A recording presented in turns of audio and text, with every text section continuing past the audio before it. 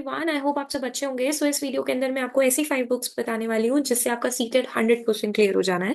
ठीक है, बट आप इन 5 बुक्स को ध्यान से समझिएगा कि ये 5 बुक्स आपको कब कब और कैसे यूज करनी है। सो जो हमारी फर्स्ट बुक है दैट इज, जब आप स्टार्टिंग से स्टार्ट कर रहे हो, स्टार्टिंग से स्टार्ट करने का मतलब ये है कि अभी आपको कुछ नहीं पता है, आप ब्लैंक हो। ठीक है, और अब आपको क्या करना है, अब आपको ये करना है कि मुझे फटाफट से सिलेबस कवर करना है। तो जब आपको सिलेबस कवर करना है, चाहे वो पेपर 1 का हो, चाहे वो पेपर 2 का हो, चाहे वो मैथ्स का हो, चाहे वो आपका एसएसटी बेस्ड हो, एसएसटी के लिए भी मैं आपको बुक बता दूंगी। तो ये जो अरिहंत की बुक है ना, ये थोड़ी सी मोटी बुक है, बट इसके अंदर आपकी सीडीपी, आपका सीडीपी में जितनी भी थ्योरीज है, आप एक बार सिर्फ और सिर्फ इसको रीड करो। ठीक है, सिर्फ रीडिंग लेनी है आपने, और इसके बाद ना जैसे आप रीड करोगे तो रीडिंग, जैसे फॉर एग्जांपल आपने वेगोस्की की थ्योरी पढ़ी है, राइट, वेगोस्की की थ्योरी जैसे ही आप पढ़ लोगे, उसके पीछे कितने क्वेश्चंस दिए हैं, उसके पीछे कम से कम 50 to 70 क्वेश्चंस दिए हैं, इंक्लूडिंग पीवाईक्यू। मैंने खुद की वीडियोस में कुछ पीवाईक्यूज वहां से भी उठाए हैं।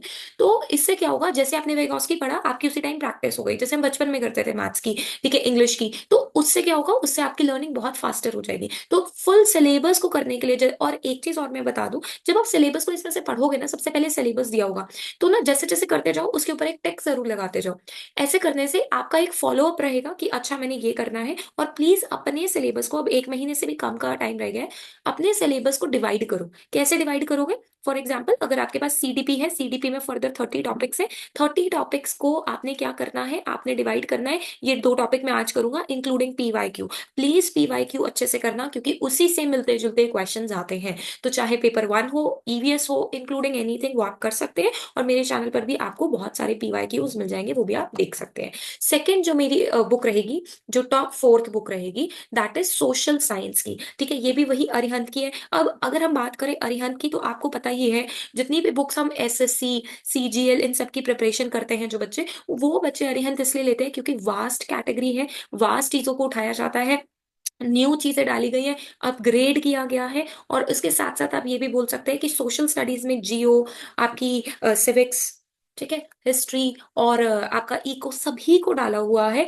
और साथ में आपके नए असर्शन रीजन, आजकल assertion reasons, statement based questions बहुत ज्यादा पूछे गए हैं। तो प्लीज ये जो बुक है, जिनके पास आपका पेपर 2 के अंदर एसएसटी वाला है, तो वो ये बुक बहुत ही अच्छी रहेगी, वो इसमें से अपना एसएसटी को कवर अप कर सकते हैं। नेक्स्ट थर्ड नंबर पे मैंने एक बुक रखी है, सॉल्व्ड पेपर्स की, सामाजिक विज्ञान की। क्या होता है ना, हम हमारे पास सामाजिक विज्ञान विच इज एसएसटी में से 60 क्वेश्चंस आते हैं, बट अगर हम पेपर की बात करें, पेपर 2 मैथ्स और साइंस वालों की, ठीक है, मैथ्स और साइंस वालों की बात करें, उनके पास 30 और 30 का क्या होता है, ऑप्शन होता है, मतलब 30 इसके और 30 इसके करने हैं, जिसमें बच्चों का या तो मैथ्स ज्यादा स्ट्रांग होता है या साइंस ज्यादा स्ट्रांग होता है। बट अगर हम पूरे ज्योग्राफी, सिविक्स और इसकी बात करें, तो 60 क्वेश्चन सारे के सारे एक ही चीज के बारे में आ रहे हैं, एसएसटी के बारे में, जिसको आप अच्छे से अगर करके जाएंगे तो आपको एक आइडिया मिल जाएगा कि कौन से टॉपिक से सबसे ज्यादा क्वेश्चंस फ्रेम किए जा रहे हैं। ठीक है, तो PYQ is very very important. जैसे हम बोलते हैं ना, रिविजन, रिविजन तभी हो पाएगी जब तक आप पीवाईक्यू करोगे। ठीक है,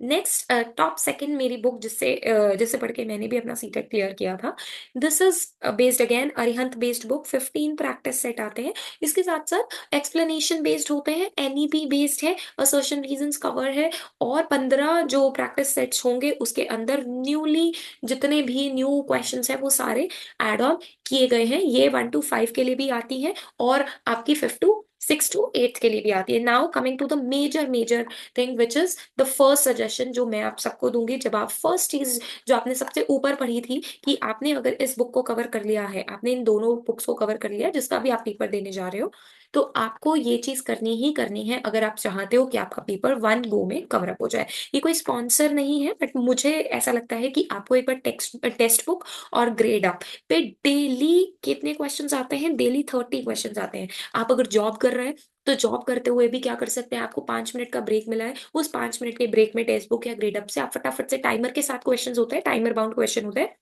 आप उस पे सॉल्व करिए। आपने सीडीपी खोला, सीडीपी पे सॉल्व करिए। ठीक है, कुछ भी आप पढ़ रहे हैं, आप टेक्स्ट बुक पे साथ साथ सॉल्व करते चलिए, या ग्रेड अप पे सॉल्व करते चलिए। अब क्या होता है ना, वहां पे एक ऐसा साइन होता है, प्लीज इस चीज को ध्यान में दीजिएगा, सेव का साइन होता है। इस उस क्वेश्चन को सेव करिए जो आपका क्या था, रॉन्ग था। और प्लीज ये बहुत ही इंपॉर्टेंट स्ट्रैटेजी बता रही हूँ मैं आपको, और जैसे ही आप घर आए अपनी जॉब से, अपनी स्टडी से, इस क्वेश्चन को जो आपने सेव किया था, रॉन्ग क्वेश्चन को, इसको प्लीज अपनी नोटबुक में उतारिए, लिखिए कि ये क्वेश्चन गलत था, इसका मतलब आपको इसके बारे में और नॉलेज की जरूरत है। ऐसे जब आप तैयारी करेंगे ना सिलेबस की, तो आई गारंटी यू कि आपके 130+ मार्क्स आराम से आ जाएंगे। ठीक है, तो टेक्स्ट बुक और ग्रेड अप पे बहुत अच्छे PYQs मिलते हैं, बहुत अच्छे क्वेश्चंस मिलते हैं हिंदी इंग्लिश, इनको जरूर पढ़िएगा। This is not a sponsor video, right, but still I would say कि ये जरूर करेगा। मेरे चैनल पे आपको डूज एंड डोंट्स की वीडियो मिलेगी।